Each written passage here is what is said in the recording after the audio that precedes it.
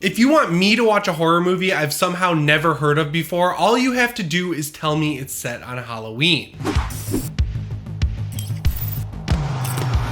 It's a rule I've lived by for pretty much all my life, and honestly, it's never steered me wrong. I mean, just off the top of my head, some of my favorite movies set on Halloween are The Guest, The Barn, Haunt, The House is October Built, Halloween. There's so many others, but the point is, the real reason I watched most of those movies is because they're set on my favorite day of the year. But like any rule, I will admit that mine is imperfect, and there are a few duds I found by just jumping in sight unseen, and man, you guys are gonna kill me for this video, but one of those movies is definitely Terrifier. I reached out for a screener back when it released in March of 2018, and to be completely honest with you guys, I could not figure out what made this movie stick with so many people, except for, of course, the incredible villain and some absolutely brutal fucking kills. And now you're probably saying, but Jimmy, 99% of your videos are about a series that can be boiled down to an excellent villain and some brutal fucking kills. And honestly, you're right. Ever since I saw Terrifier, it's been eating away at me because I should love everything about this movie. It's basically everything I've ever asked for in a slasher. So now that Terrifier is coming up on its second birthday and its sequel is coming out this year, I thought now would be a great time to go back and rewatch it and see if my thoughts have changed on it in a post-Halloween 2018 world. Like I mentioned, we're coming up on its second birthday, but man, did this movie have a long road to getting made. Art the Clown first appeared all the way back in 2008 in Leone's short film The Ninth Circle, and then he appeared again in the aptly titled Terrifier, another short film, in 2011. After that, Leone made the incredibly smart decision to take the two shorts he had already made, make one more, and then package all three of them together in an anthology movie called All Hallows Eve, which clocks in at just under 90 minutes.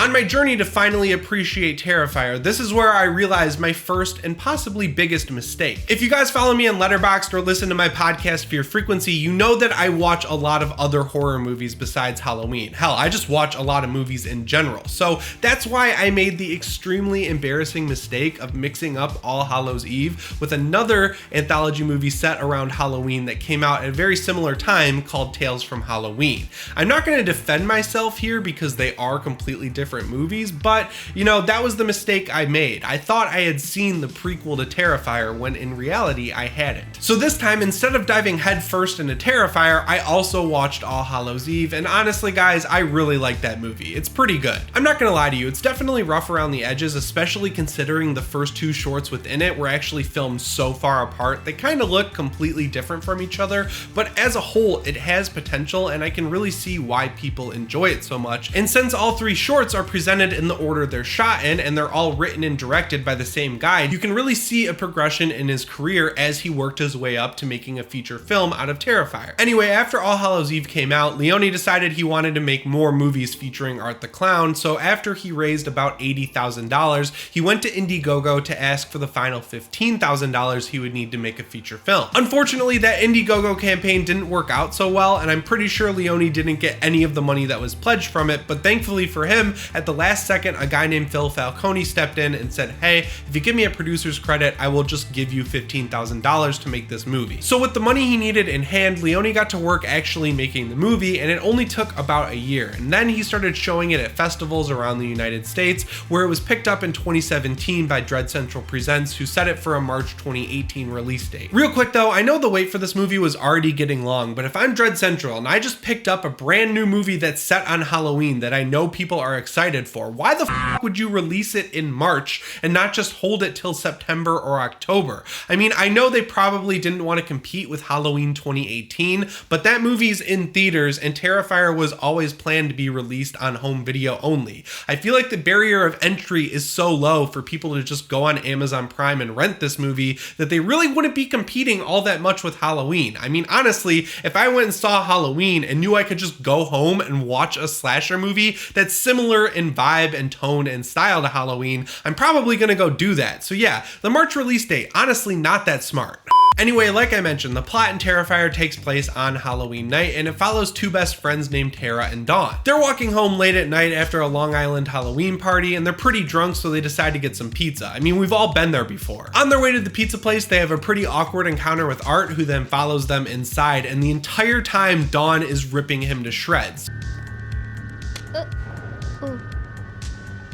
Sorry. So then he runs to the bathroom and ends up smearing shit all over the walls, which is a great callback to All Hallows Eve. Honestly, that's my kind of humor. I thought it was pretty funny, and then he obviously gets kicked out after that. Tara and Dawn are pretty freaked out, so they decide to walk back to their car and drive home, but once they get there, they realize that Art has already slashed their tires. So Tara calls her sister Vicky, and then they have to sit there and wait for her to come pick them up. And while they wait, Tara realizes she really has to pee, so she begs an exterminator to let her into the derelict apartment building that he's paid to fumigate overnight, and he finally relents, so she goes inside. That, of course, gives Art a perfect opportunity to catch Dawn, and that's where the plot really kicks off. It's a simple setup for sure, and it's not going to win any awards for writing, but honestly, I don't think that's the point, and that's something I definitely missed the first time I saw this movie. After all, this is a throwback style slasher, so the only reason the plot is actually there is to be a vehicle to get more victims to Art so he can kill them in increasingly brutal ways. And if you look at the movie from that perspective, it 100% delivers. Because of that, and you guys probably already know this, the kills are the real reason to watch this movie. I already mentioned that Leone is a special effects artist by trade, and he puts all of his skills to use in this movie, making sure all the different kills within it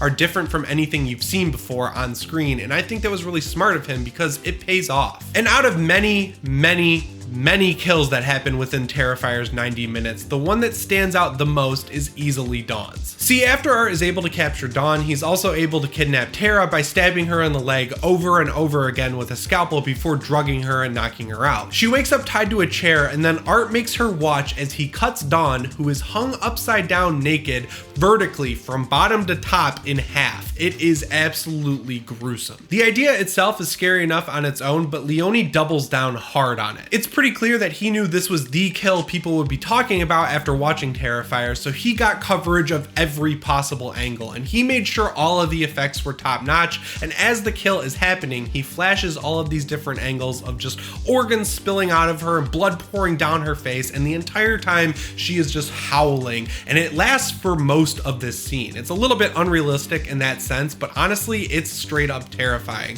I was looking away and kind of just like doing this, you know, covering your face, even though I was watching it alone. I didn't want to be embarrassed and have someone see me looking away from a slasher movie, but it is done that well. It looks just realistic enough to where it kind of just made me, you know, a little bit scared. The first time I saw Terrifier and that scene came on, I wrote it off as just pure shock value, but honestly, looking back, I don't know how I could justify that argument as being a bad thing, because at the end of the day, that's exactly what this movie is trying to be, a masterclass in shock value horror. It wants to scare the shit out of you by showing you what it would look like if this actually happened to someone. It's like taking the best elements of the Green Inferno and turning it into a slasher movie that's actually pretty good. Oh, and Art is having the time of his life doing this, which distracts him just enough for Tara to be able to break free from her chair, and she could just run out the door, escape, run to the cops, be totally scot-free, but nope, she decides to run back and beat the shit out of Art, which turns out to be a fatal flaw because he has an emergency gun.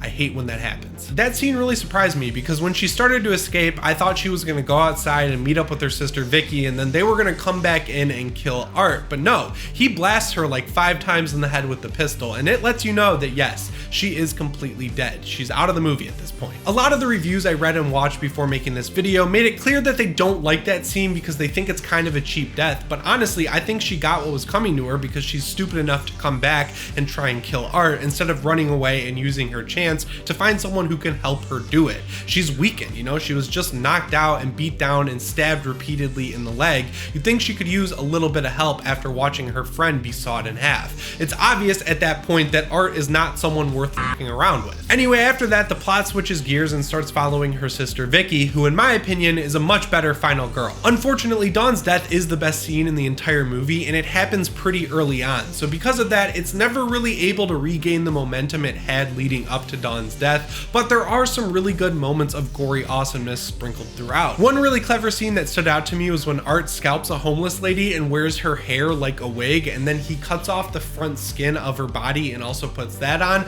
to trick Vicky into thinking he's Tara before scaring the shit out of her. The jump scare there honestly got me, and the whole thing is just absolutely comical, even though it's so gross. I guess I'm showing how dark and crappy my sense of humor is, but I thought that scene was hilarious, and I hope that was intended. The key takeaway from my second watch of Terrifier was that with a budget of around $100,000, Leone was able to create effects that rival movies with 10 times that budget, and because he never intended to release his movie in theaters, he didn't have to be scared of it receiving an NC-17 rating, so he could do whatever he wanted. With all that being considered though, the secret ingredient in Terrifier absolutely is David Howard Thornton's performance as Art the Clown. And weirdly enough, Terrifier is his first time playing the role, because in All Hallows Eve, a guy named Michael Gianelli was Art the Clown in all 3 shorts. And I mean no disrespect to Gianelli, but now that I've seen David Howard Thornton as Art the Clown, I just can't see anyone else in the part. It's kind of like when Kane Hodder put on the Jason mask. No one was able to see anyone else playing Jason after that. From start to finish, you can tell that Art the Clown is having an absolute blast killing people and smearing his shit on the walls and just stalking them all around town.